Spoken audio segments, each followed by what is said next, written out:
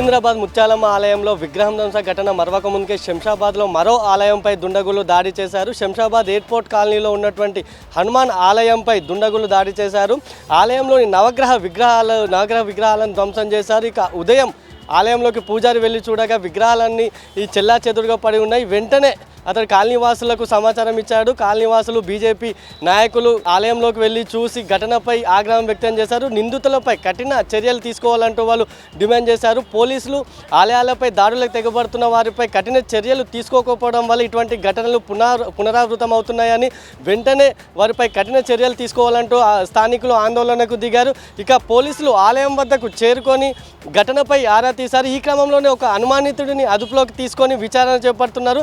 అంటే ఏ విధంగా చుట్టుపక్కల ఉన్నటువంటి సీసీ కెమెరాలను కూడా పోలీసులు జల్లెడ పడుతున్నారు. ఇక ఇప్పటికే ఆలయంలో రాష్ట్రంలో ఆలయాలపై వరుస దాడులు జరుగుతున్నాయి. ఇప్పటికే సికింద్రాబాద్ ముత్యాలమ్మ ఆలయంలో ఆ విగ్రహ ధ్వంసం రాష్ట్ర వ్యాప్తంగా చర్చనీయంగా మారింది. ఇక ఆ ఘటన మరొక ముందే శంషాబాద్లో ఉన్నటువంటి హనుమాన్ ఆలయంలో విగ్రహం ధ్వంసం అవడం ఇప్పుడు ప్రస్తుతం చర్చనీయాంశంగా మారింది. జై శ్రీరామ్, జై శ్రీరామ్, జై శ్రీరామ్, జై శ్రీరామ్, జై శ్రీరామ్.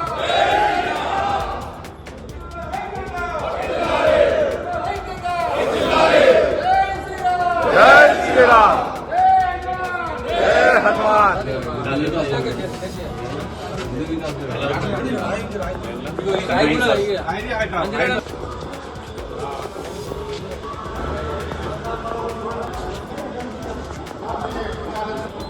నిద్ర కాలేదు, వాళ్ళ అవగాహాలు చేసేది.